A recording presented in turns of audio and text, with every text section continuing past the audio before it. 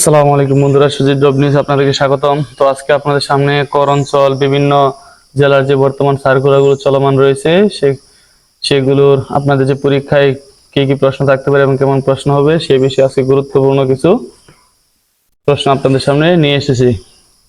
তো অবশ্যই ভিডিওটি শেষ পর্যন্ত দেখে যাবেন। আর বর্তমানে কিন্তু 4টি জেলার কর অঞ্চলের কর কমিশনে আবেদন চলমান রয়েছে, সেটি হলো চট্টগ্রাম 5 এবং 6 এবং কক্সবাজার জেলা এবং ঢাকা বিভাগে আবেদন চলমান রয়েছে।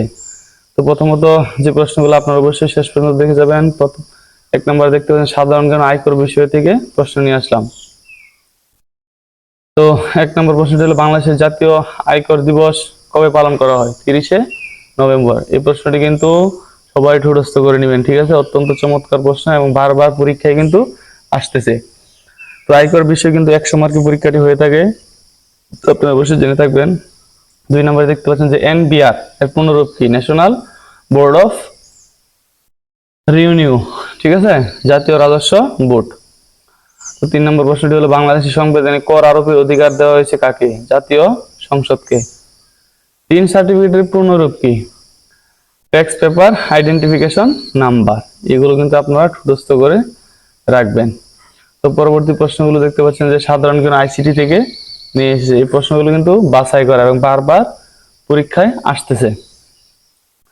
তো 5 নম্বর প্রশ্নটি হলো বাংলাদেশে ই-3 চালু হয় কত সালে? 2013 সালে ই-3 সেবা চালু হয়। 6 নম্বর প্রশ্নটি হলো কর অঞ্চল কার অধীনে কাজ করে? উত্তর অভ্যন্তরীণ সম্পদ বিভাগ, অর্থ মন্ত্রণালয়ের অধীনে কাজ করে। তো 7 নম্বর প্রশ্নটি হলো এমএস ওয়ার্ডে সব টেক্সট একসাথে সিলেক্ট করার শর্টকাট কমান্ড কি? সিটিআরএল প্লাস এ, ঠিক আছে? তো 8 নম্বর প্রশ্নটি হলো কম্পিউটার স্থায়ী শক্তিকে স্মৃতিশক্তিকে কি বলে? রোম, রেড অনলি মেমোরি বলে। তো বন্ধুরা আপনারা দেখতে পাচ্ছেন যে 9 নম্বর প্রশ্নটিতে অক্ষির সমীক্ষে এক কথায় প্রকাশ কি?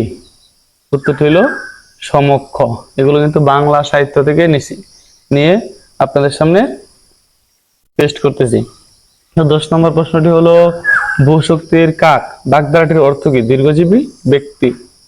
এরকম নিত্য নতুন সকল চাকরির পরীক্ষার তথ্য এবং সার্কুলারের বিষয় জানতে অবশ্যই আমার চ্যানেলটিকে সাবস্ক্রাইব করে রাখবেন। 11 নম্বর প্রশ্নটি হলো মনীষা শব্দের সঠিক সন্ধি বিচ্ছেদ কোনটি? মনস যোগ ঈশা সমান সমান কি? মনীষা। 12 নম্বর প্রশ্নটি হলো রক্তাক্ত প্রান্তর নাটকটির রচয়িতা কি? মনির চৌধুরী। ঠিক আছে বন্ধুরা? তো পরবর্তী পৃষ্ঠায় আপনারা দেখতে পাচ্ছেন যে ইংরেজি বিষয় এবং গ্রামার থেকে কিন্তু কিছু প্রশ্ন নিয়ে এসেছি। তো 13 নম্বর প্রশ্নটি হলো কর্তৃপক্ষ কাকে তিরস্কার করলো? এর ইংরেজি কি? ঠিক আছে, এর ইংরেজি হলো দা অথরিটিস টোর হিম টু টেস। ঠিক আছে। 14 নম্বর প্রশ্নটি হলো হি ইজ এন বসবে এখানে, he is an M A fill in the blank. ঠিক আছে, গ্যাপে কি বসবে? এন বসবে। তো 15 নম্বর প্রশ্নটি হলো what is the antonym of honorary? উত্তরটি হলো স্যালারিড, বেতন। 16 নম্বর প্রশ্নটি হলো লুক ইনটু ফ্রেশটির অর্থ কি? To investigate. ঠিক আছে, তদন্ত করা।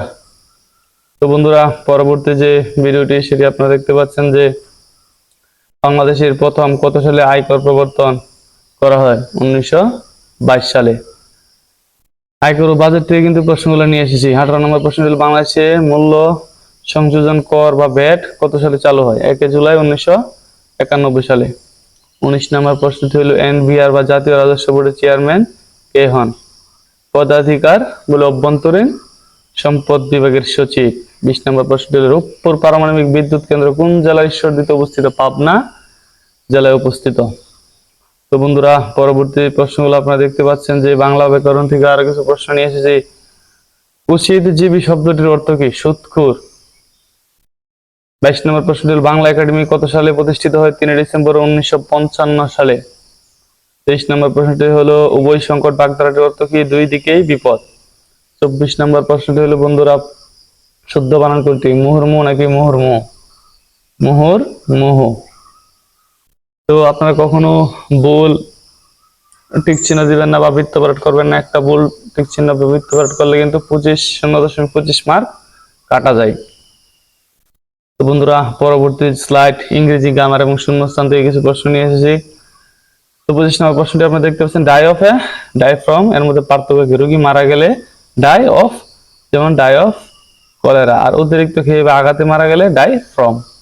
26 নম্বর প্রশ্নটি হলো সে সাঁতার কাটতে জানে না, এর ইংরেজি কি? ই does not know how to swim, ঠিক আছে। তো 27 নম্বর প্রশ্নটি বন্ধুরা দেখতে পাচ্ছেন যে what is the noun form of the word beautiful, উত্তরটি হলো বিউটি। 28 নম্বর প্রশ্নটি হলো একটা লইভ ফেস্টির অর্থ কি? ডি ক্রেজ বা হ্রাস পাওয়া বা অধপতন। তো বন্ধুরা সর্বশেষ প্রশ্নগুলো আপনাদের সামনে নিয়ে এসেছি, অবশ্যই একটি লাইক এবং কমেন্ট করবেন, চ্যানেলটি সাবস্ক্রাইব করে রাখবেন। কারো কোনো প্রশ্ন থাকলে অবশ্যই আমাকে জানাবেন, আমি সাথে সাথে আপনাদের প্রশ্নের রিপ্লাই দেওয়ার চেষ্টা করব। তো বন্ধুরা 8 নম্বর দেখতে পাচ্ছেন যে গণিত আইসিটি প্রশ্ন, এখানে 29 নম্বর প্রশ্নটি হলো 1 থেকে 100 পর্যন্ত মৌলিক সংখ্যা মোট কয়টি? 25টি। 30 নম্বর প্রশ্নটি কোনো আসল 3 বছরের মুনাফা আসলে 56,000 টাকা এবং 5 বছরের মুনাফা আসলে 6,000 টাকা হলে আসল কত? 5,000 টাকা। 31 নম্বর প্রশ্নটি হলো ইউআরএল পূর্ণরূপ কি? Uniform resource locator. তো বন্ধুরা 32 নম্বর প্রশ্নটি হলো কম্পিউটারের মাদারবোর্ডের সাথে সংযুক্ত প্রসেসরকে ঠান্ডা রাখার ফ্যানকে কি বলে? Cooling fan. তো আজকের মতো এই পর্যন্তই ছিল আপনাদের জন্য সুপরামর্শ। তো ভালো থাকুন, সুস্থ থাকুন, আসসালামু আলাইকুম।